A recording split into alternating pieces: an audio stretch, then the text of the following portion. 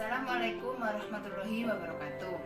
Perkenalkan, kami dari kelompok 4 akan menjelaskan materi tentang struktur bumi dan alam semesta dalam mata kuliah Ilmu Alamiah Dasar. Selamat menyaksikan. Rahmalif dari pemateri 1 akan menjelaskan tentang struktur bumi. Secara garis besar, lapisan yang membentuk planet bumi terbagi menjadi beberapa bagian, yaitu struktur luar dan struktur dalam. Yang pertama, struktur luar bumi. Ada atmosfer. Atmosfer terbagi atas beberapa lapisan, diantaranya 1. Troposfer adalah bagian paling bawah atmosfer, memiliki ketinggian dari permukaan berkisar 9-17 km. Terus yang kedua, stratosfer adalah lapisan udara di antara 10-60 km di atas permukaan bumi. Stratosfer di atas troposfer. Yang ketiga, mesosfer adalah daerah atmosfer yang terletak antara stratopause dan mesopause. Yang keempat, ionosfer adalah lapisan atmosfer pada ketinggian 100 km di atas lapisan stratosfer. Yang kelima, termosfer adalah bagian atmosfer kira-kira 50 mil di atas permukaan bumi sampai angkasa luar dan ditandai dengan suhu udara tinggi terus-menerus. Yang keenam, exosfer adalah daerah di luar atmosfer, memiliki ketinggian kurang lebih 500 km. Terus selanjutnya, struktur dalam bumi. Struktur dalam bumi terdiri atas 3 lapisan utama, yaitu kerak bumi, selimut, dan inti. Yang pertama, kerak bumi. Kerak bumi merupakan lapisan kulit bumi paling luar permukaan bumi. Yang kedua, selimut bumi. Selimut atau selubung bumi merupakan lapisan yang terletaknya di bawah lapisan kerak bumi. Yang ketiga, inti bumi adalah bagian paling dalam yang berbentuk pola padat dengan jari-jari sekitar 1220 km. Selanjutnya akan dijelaskan oleh pemateri 2. Perkenalkan, nama saya Lukman Hakim. Saya menjadi pemateri 2 yang akan melanjutkan dari pemateri 1. Baik, di sini saya sebagai pemateri 2 akan melanjutkan dari pemateri 1. Kan tadi pemateri 1 udah menjelaskan struktur bumi.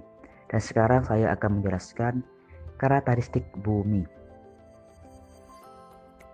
Karakteristik bumi adalah planet ketiga dari matahari yang merupakan planet terpadat, terbesar, kelima dari 8 planet dalam tata surya. Bumi memiliki beberapa nama alternatif, diantaranya adalah Tellus, Telluris, atau Terra, dan Theia.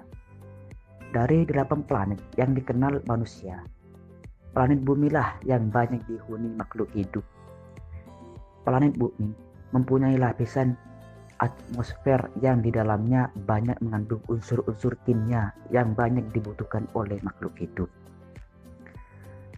Bumi mengelilingi matahari membutuhkan waktu 365 hari, 6 jam, 9 menit, 10 detik, dan bumi berputar pada porosnya membutuhkan waktu 23 jam, 56 menit, atau sama dengan 1 hari bintang.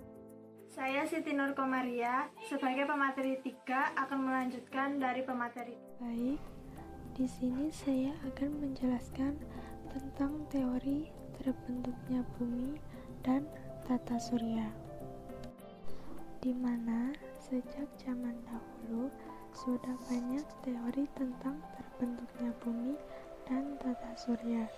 Beberapa teori tentang proses terjadinya bumi dan tata surya ada 3, yaitu yang pertama teori tidal atau teori pasang surut. Teori ini dikemukakan oleh James dan Harold Jeffers pada tahun 1919.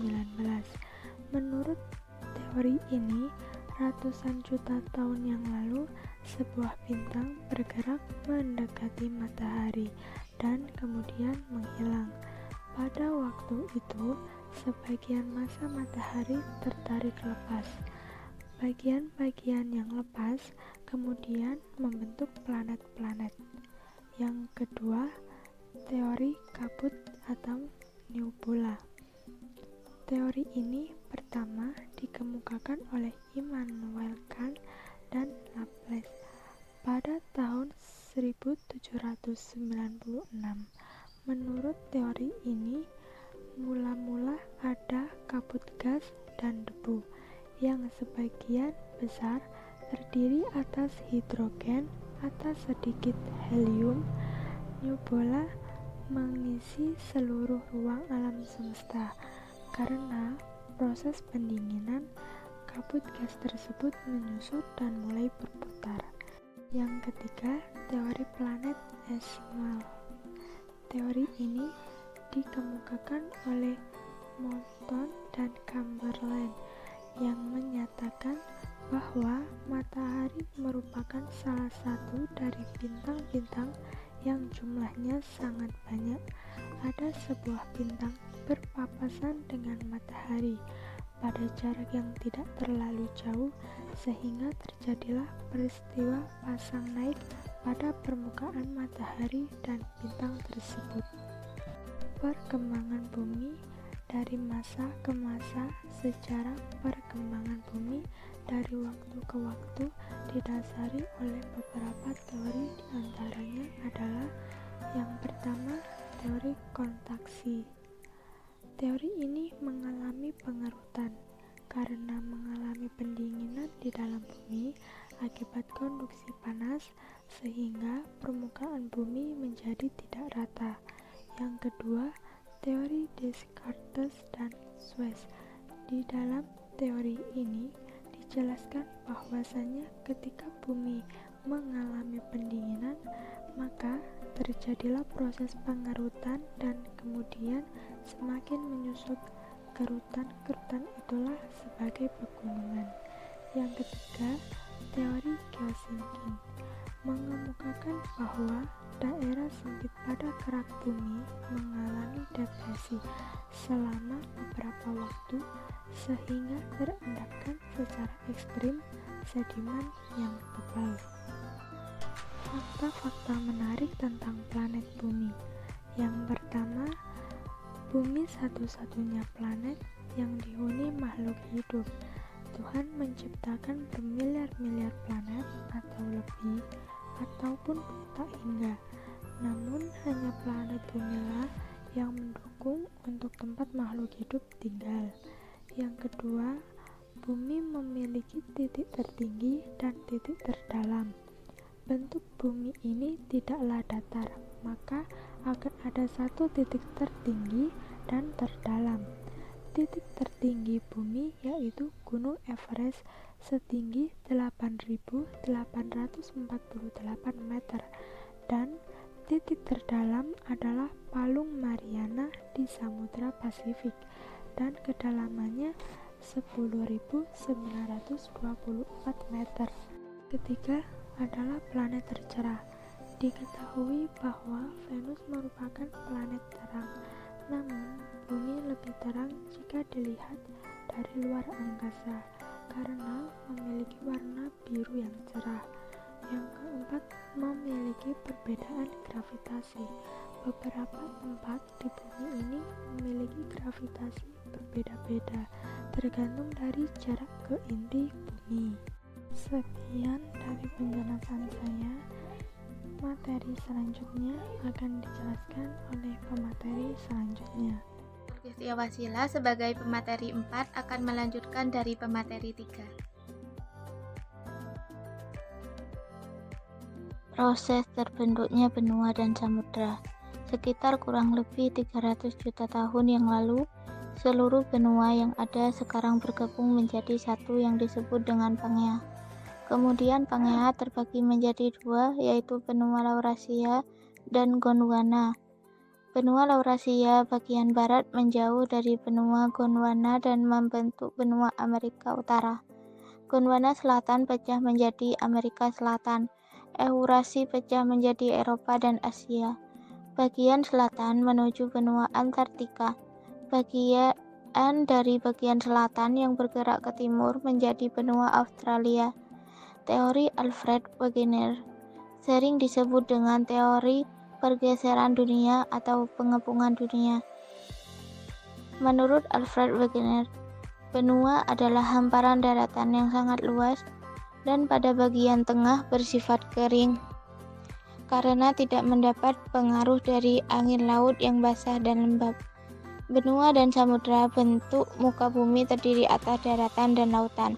Benua merupakan bagian utama dari bumi yang terdiri dari tanah, batu-batuan maupun daratan sangat luas sebagai tempat hidup manusia dan makhluk hidup lainnya.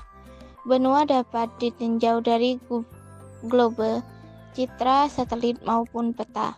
Benua-benua yang ada di dunia terdiri dari 6 benua, yaitu benua Asia, benua Afrika, benua Amerika, benua Eropa, benua Australia. Inilah pemateri 5, saya akan melanjutkan dari pemateri 4. Baiklah, di sini saya akan melanjutkan dari pemateri sebelumnya.